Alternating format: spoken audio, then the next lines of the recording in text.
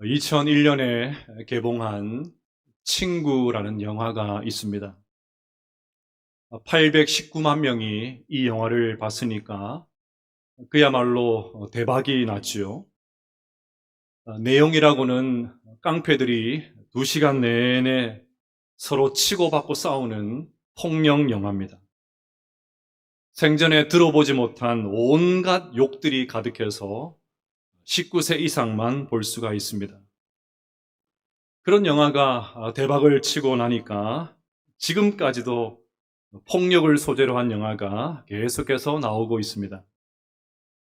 그러면 친구가 왜 이렇게 큰 돌풍을 일으켰을까요? 사람들이 조폭들을 사랑하고 동경해서일까요?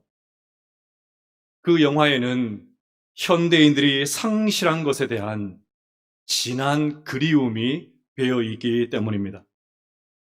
바로 친구 간의 우정에 대한 그리움 말입니다. 이 세상을 살 때 서로 믿고 의지하면서 깊은 우정을 나눌 수 있는 대상이 있다면 얼마나 좋겠습니까?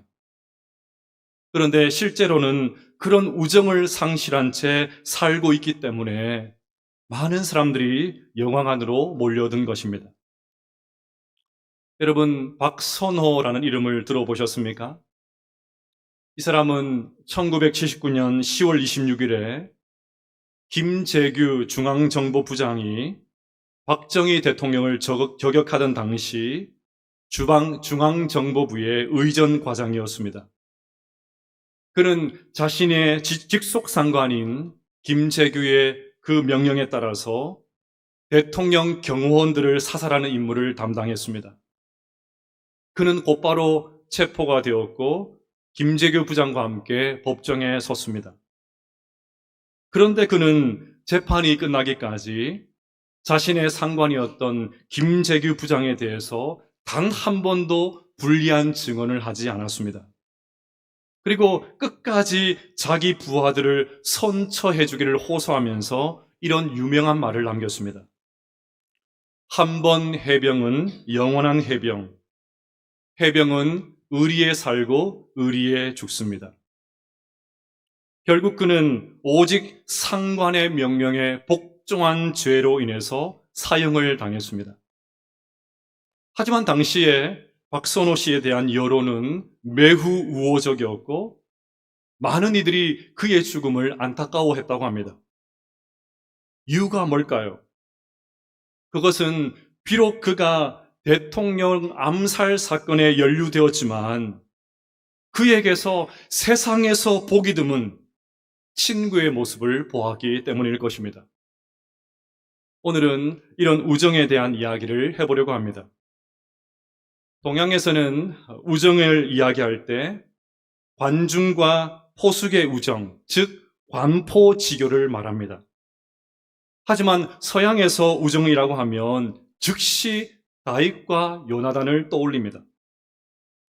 요나단은 위험에 처한 다윗을 여러 번 구출해 주었습니다. 다윗이 위험한 상황에 처하게 된 이유는 사울의 질투 때문이었죠. 그런데 여러분, 질투라고 하면 사실 사울보다는 요나단이 더 질투를 해야 됩니다. 왜냐하면 요나단은 아버지 사울을 대신해서 왕위를 계승할 왕자였기 때문입니다. 사울의 최대 정적이 다윗이니까 사울의 아들인 요나단은 다윗의 정적이 되었으면 되었지 절대 친구가 될 수 없습니다.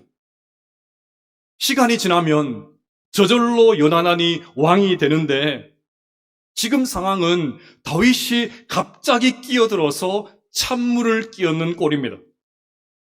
그런데도 다윗과 요나단, 이 두 사람은 서로를 깊이 신뢰하고 사랑했습니다.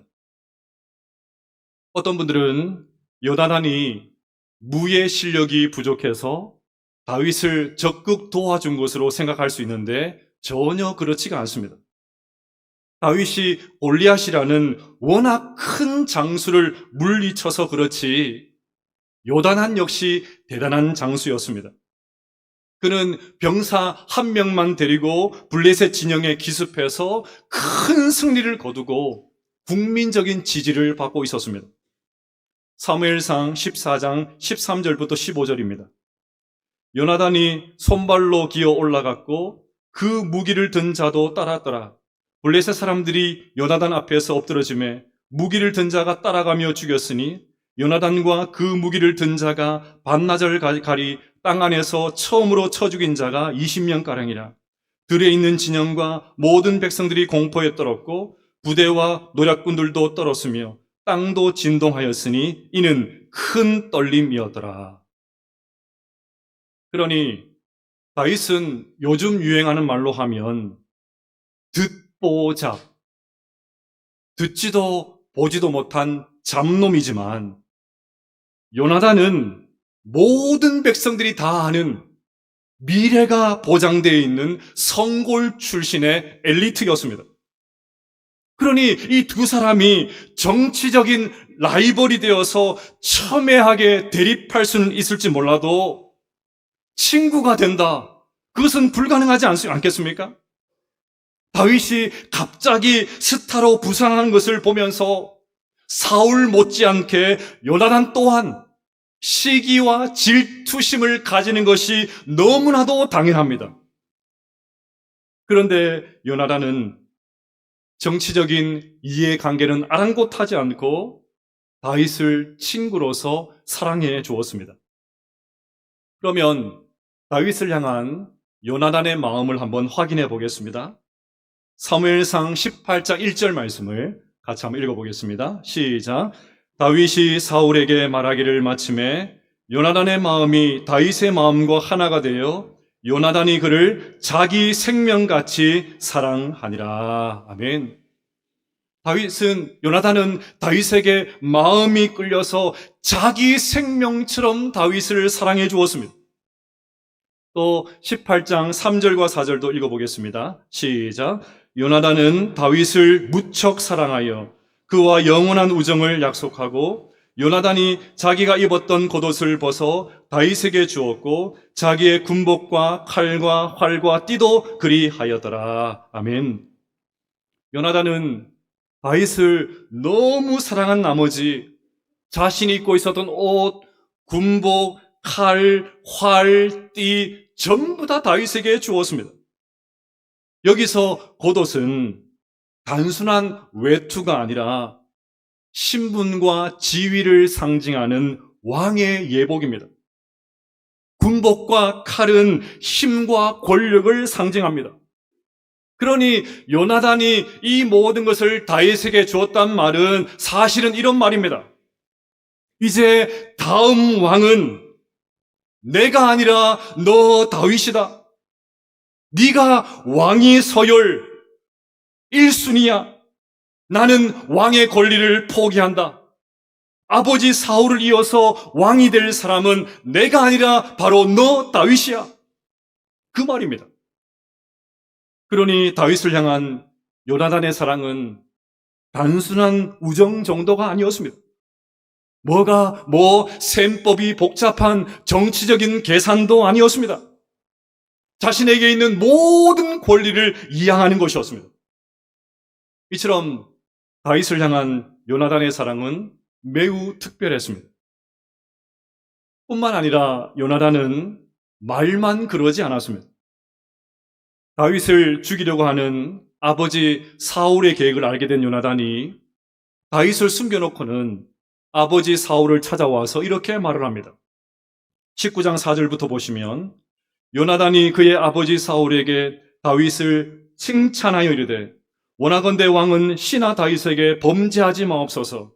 그는 왕께 득죄하지 아니하였고 그가 왕께 행한 일은 심히 선함이니이다. 그가 자기 생명을 아끼지 아니하고 블레셋 사람을 죽였고 여호와께서는 온 이스라엘을 위하여 큰 구원을 이루셨으므로 왕이 이를 보고 기뻐하셨거늘 어찌 까닭 없이 다윗을 죽여 무지한 피를 흘려 범죄하려 하시나이까. 여러분, 이 말을 들은 사울의 입장에서 한번 생각을 해보십시오. 예나 지금이나 경쟁 사회이지 않습니까? 조금이라도 손해볼 것 같으면 가차없이 견제하고 쓰러뜨리는 그런 사회이지 않습니까? 그런데 다윗 때문에 왕이 될 수 없을지도 모르는데 철딱선이 없는 요나단이 다윗을 두둔하고 있으니까 아버지 입장에서 얼마나 어처구니가 없었겠습니까? 그런데도 요나단은 마치 다윗의 대변인이라도 된 것처럼 열심히 다윗을 변호합니다. 오늘 본문이 속한 20장에서도 다윗을 향한 요나단의 끔찍한 사랑이 계속해서 이어집니다. 20장 1절을 보십시오. 다윗이 라마나옳에서 도망하여 요나단에게 이르되 내가 무엇을 하였으며 내 죄악이 무엇이며 내 아버지 앞에서 내 죄가 무엇이기에 그가 내 생명을 찾느냐. 사울 때문에 하도 답답한 다윗이 아들 요나단을 만나서 하소연을 늘어놓습니다. 그러자 요나단이 다윗을 안심시키면서 또 이렇게 대답합니다. 아니야, 자네는 적을 때 죽지 않을 걸세. 우리 아버지는 중요한 일이든 사소한 일이든 늘 나에게 먼저 얘기하시네. 만약에 정말 자네를 죽이려 했다면 분명하게 나에게 말씀하셨을 거야. 더 놀라운 말씀이 32절과 33절에 나옵니다. 요나단이 그의 아버지 사울에게 대답하여 이르되 그가 죽일 일이 무엇이니까 무엇을 행하였나이까? 사울이 요나단에게 단창을 던져 죽이려 한지라. 요나단이 그의 아버지가 다윗을 죽이기로 결심한 줄 알고. 요나단이 끝까지 다윗을 두둔하자 사울은 격분한 나머지 아들 요나단에게 창을 던집니다. 단순히 겁을 주려고 한 것이 아닙니다. 죽이려고 한지라고 되어 있으니까 실제로 죽이려고 한 것입니다. 아니 여러분, 아비 사울이 아들 요나단에게 어떻게 창을 던질 수가 있습니까? 31절에 힌트가 나옵니다. 이새의 아들이 땅에 사는 동안은 너와 내 나라가 든든히 서지 못하리라. 그런즉 이제 사람을 보내어 그를 내게로 끌어오라. 그는 죽어야 할 자이니라. 사울은 자신의 왕위를 요나단에게 안전하게 물려주기 위해서 다윗을 제거하려고 했던 것입니다.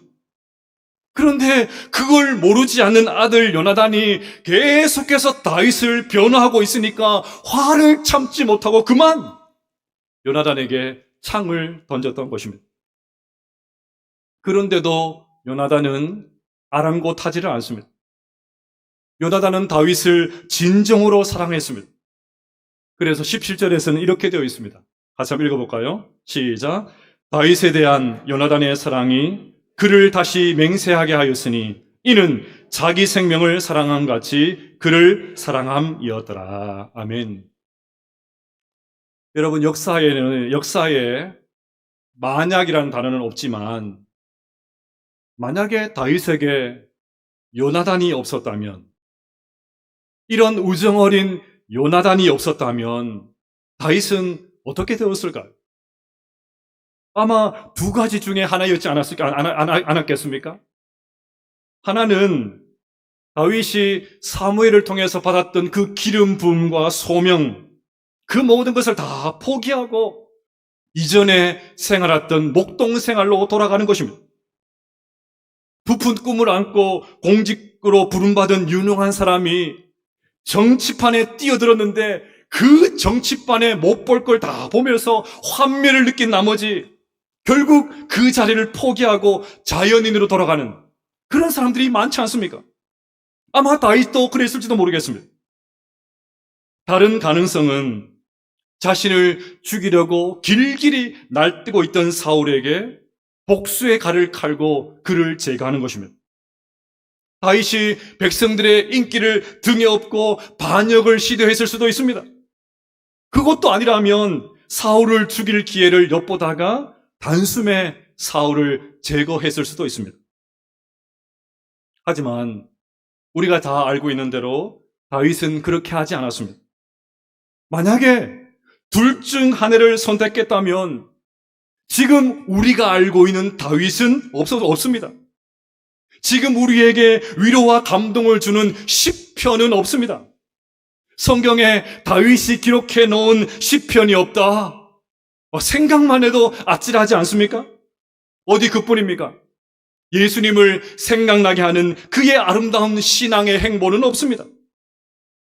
다행히도 너무나도 감사하게도 다윗은 이 두 가지 중에 어느 곳도 선택하지 않았습니다. 이유가 뭘까요? 다윗에게 요나단과 같은 우정어린 친구가 있었기 때문입니다. 가수 윤복희 씨가 부른 여러분이라는 아주 오래된 노래가 있습니다. 2012년에 가수 임재범 씨가 한 노래 프로그램에서 불러서 더 큰 인기를 끌었습니다. 가사가 이렇습니다. 네가 만약 괴로울 때면 내가 위로해 줄게. 네가 만약 서러울 때면 내가 눈물이 되리. 어두운 밤 험한 길 걸을 때 내가 너의 등불이 되리. 허전하고 쓸쓸할 때 내가 너의 벗 되리라. 나는 너의 영원한 형제야. 나는 너의 친구야. 나는 너의 영원한 노래야. 나는 너의 기쁨이야. 우리에게도 이런 친구가 필요합니다. 내가 괴로울 때 위로해 줄 수 있는, 내가 서러울 때 함께 눈물을 흘려줄 수 있는, 내가 어두운 밤 험한 길을 걸어갈 때 등불이 되어줄 수 있는 그런 요나단과 같은 친구가 필요합니다. 그렇지 않으면 우리는 잘못된 길을 걸어갈 수가 있습니다. 우리에게도 요나단과 같은 그런 친구가 절대적으로 필요합니다. 그러면 여러분에게 묻겠습니다. 여러분은 이런 친구가 있습니까? 여러분에게 묻겠습니다. 여러분에게는 이런 요나단과 같은 친구가 있으십니까? 미국 크라이슬러의 회장을 지낸 리 아이아코카는 자신의 자서전에서 이런 이야기를 했습니다. 그가 포드 사장으로에서 해고되었을 때 그의 인생에서 가장 큰 충격을 받았다고 합니다. 그런데 더 큰 충격은 해고된 다음 날부터 일어났습니다. 그가 이렇게 썼습니다. 나는 큰 상처를 받았다. 그런 상황에서 커피나 한잔 하자라고 전화할 사람이 있을 법한데 아무도 그런 사람이 없었다. 대부분의 친구들은 나를 버렸다. 그것이 가장 큰 충격이었다. 포드 자동차 사장으로 있을 때 잘 나가니까 많은 친구들이 주변에 있었겠지요. 그런데 날개가 꺾이고 날개가 날아가고 나니까 전화 한 통 거는 사람이 없었습니다. 매정한 주변 사람들도 문제지만 아이아코카가 사장으로 있을 때 사람들을 어떻게 대했는지 알 수 있는 대목이지 않겠습니까? 어떤 교회학교 선생님이 반 아이들에게 천국에 가고 싶은 사람들 한번 손 들어보라고 했더니 다 손을 드는데 유독 한 아이가 손을 들지 않습니다. 그래서 왜 너는 손을 들지 않니? 천국까지 가기 싫어? 그렇게 물었더니 이 아이가 뭐라고 대답했는지 아십니까? 선생님, 쟤들이 가면 저는 안 갈래요. 선생님, 저 친구들이 가는 천국이라면 저는 안 갈래요. 여러분, 우리도 저 집사가 간다면 나는 안 갈 거야. 목사님, 잠시만요. 저 사람이 가는 천국이라면 저는 좀 생각을 좀 해봐야 되겠습니다. 그러면 안 되지 않습니까? 자, 우리 옆에 있는 성도님들 한번 쳐다보시길 바랍니다. 쳐다보시라니까요. 옆에 계신 분 한번 다 쳐다보시길 바랍니다. 천국에 같이 가도 되겠습니까? 어찌하여 대답이 오늘 날씨와 차림 뜨뜻미지근합니다. 다시요. 옆에 계신 분들 천국 같이 가도 되겠습니까? 천국에서 영원히 함께 살아도 되겠습니까? 여기에 있는 우리 모든 성도님들이 우리 언양 공동체 안에서 진정한 우정을 경험하게 되시기를 주님의 이름으로 축복합니다. 진정한 친구를 만나게 되시기를 축복합니다. 괴로울 때 위로해 줄 수 있는, 서러울 때 함께 눈물을 흘려줄 수 있는, 어두운 밤 힘든 그 험한 길을 걸어갈 때 등불이 되어주는 그런 요나단과 같은 친구를 만나게 되시를 주님의 이름으로 축복합니다. 이곳에서 진정한 우정을 누리다가 저 천국에서 더 온전한 우정을 마음껏 누릴 수 있는 우리 모두가 되시를 주님의 이름으로 축복합니다. 더 나아가 누가 나의 요나단이 되어줄 것인가? 누가 나의 친구가 되어줄 것인가? 누가 나를 위로해 줄 것인가? 이것만 묻는 것이 아니라 내가 누군가에게 그런 친구가 되어주고 있는가? 내가 그분에게 요나단이 되어주고 있는가? 내가 그분을 위로해주고 있는가? 내가 그분과 함께 울어주고 있는가? 내가 누군가에게 등불이 되어주고 있는가? 이것을 물을 수 있게 되시기를 바랍니다. 그래야 해서 우리 모두가 누군가에게 요나단이 되어서 정말 한 사람을 살려낼 수 있는 믿음의 사람 될 수 있기를 주님의 이름으로 축복합니다. 자, 날씨도 더운데 이쯤 해서 설교를 마쳐도 될 것 같지 않습니까? 날도 더운데 우리가 서로에게 요나단이 되어서 진정한 우정을 경험하자. 이 정도면 오늘 본문이 우리에게 말하는 것을 충분히 드러낸 것 아니겠습니까? 그런데 저는 아쉬움이 있습니다. 이런 우정의 이야기는 세상의 어느 강연에 가서도 들을 수 있기 때문입니다.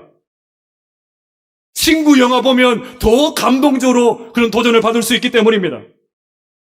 굳이 교회까지 와서 이런 이야기를 들을 필요가 있겠습니까? 교회는 세상에서 듣지 못한 이야기까지 나가야 되지 않겠습니까? 오늘 다윗과 요나단의 이 우정 이야기를 들으면서 은혜가 되면서도 부담이 되는 분들도 계실 것입니다. 특히나 낯가림이 심하고 성격이 내성적인 분들이 더 그럴 것입니다. 한 집사님이 이런 이야기를 하십니다. 자신은 워낙 성격이 내성적이라서 쉽게 사람들을 사귀지 못한다는 것입니다. 그래서 활달한 성격을 가진 분들을 보면 너무나도 부럽다고 합니다. 그 이야기를 들은 활달한 성격을 가지신 집사님께서 또 이렇게 말씀하십니다.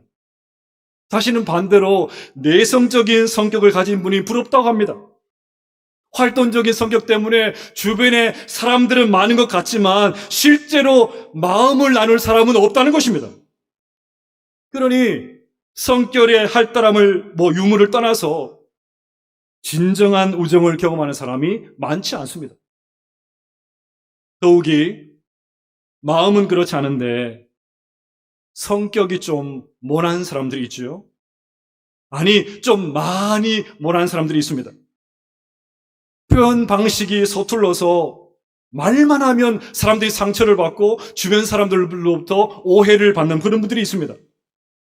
다른 사람들의 입장은 아랑곳하지 않고 그냥 자기 말만 하는 사람들이 있습니다. 얼마나 자기 중심적인지 그냥 자기 말만 하는 사람이 있습니다. 늘 가르치는 투로 말하는 사람이 있습니다. 표정부터 거만한 사람이 있습니다.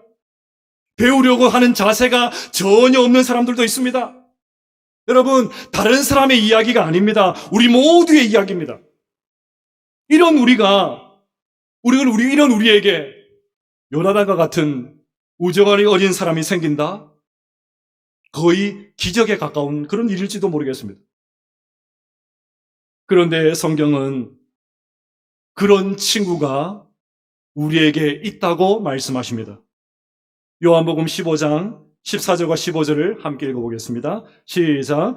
너희는 내가 명하는 대로 행하면 곧 나의 친구라. 이제부터는 너희를 종이라 하지 아니하리니 종은 주인이 하는 것을 알지 못함이라.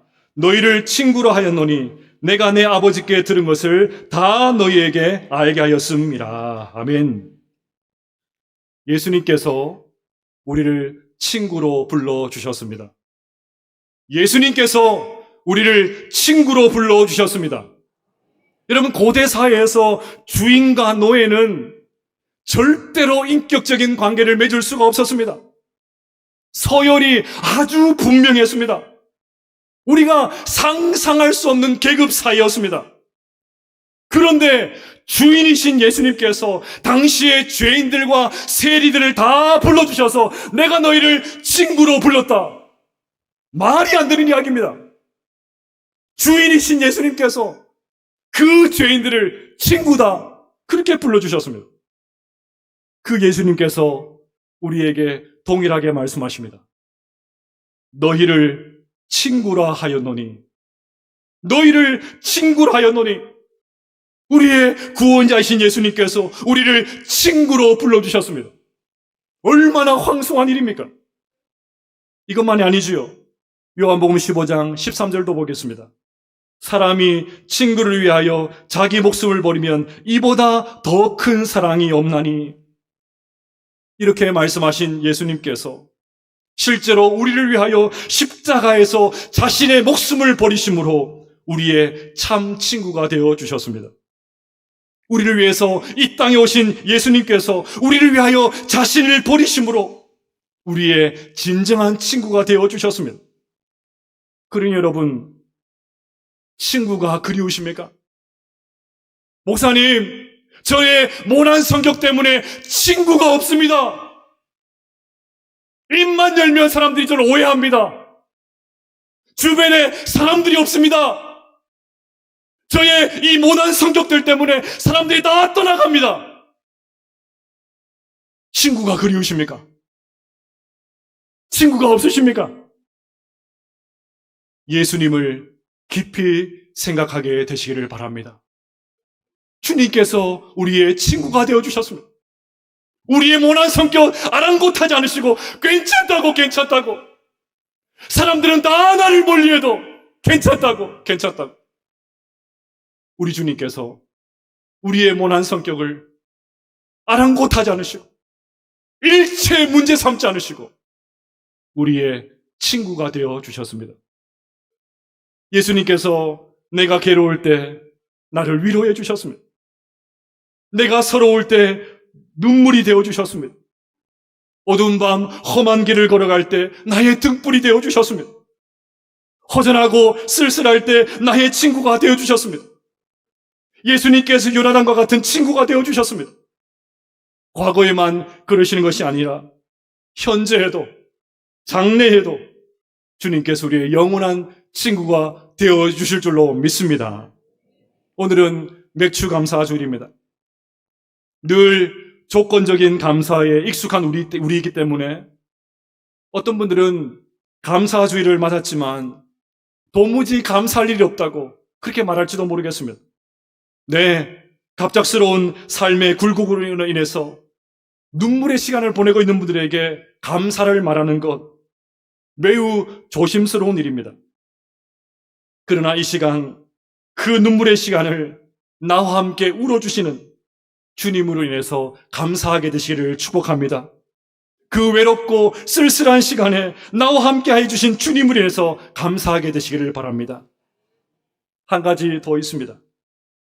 예수님께서 우리의 친구가 되심을 알고 믿게 되었다면 이제 우리가 해야 될 일 하나가 있습니다. 예수님께서 나의 참 친구가 되어주셨다면 이제 우리가 누군가에게 그런 친구가 되어주어야 됩니다. 우리 주변에 외로운 사람들이 많습니다. 마음이 힘들고 고통스러운 시간을 보내는 분들이 너무나도 많습니다. 괴로울 때 위로해주고 서러울 때 눈물이 되어주고 어두운 밤 험한 길을 걸어갈 때 등불이 되어주고 허전하고 쓸쓸할 때 영원한 친구가 되어줄 그 친구를 그리워하는 사람들이 너무나도 많습니다. 사랑하는 여러분, 친구를 그리워하는 이 시대에 우리가 누군가에게 요나단과 같은 친구가 될 수 있기를 주님의 이름으로 축복합니다. 예수님께서 우리에게 그런 친구가 되어주셨던 것처럼 우리도 누군가에게 그런 친구가 되어서 그 사람을 믿음으로 이렇게 세우는 믿음의 사람으로 쓰임받게 되시는 우리 모두가 되시기를 주님의 이름으로 축복합니다.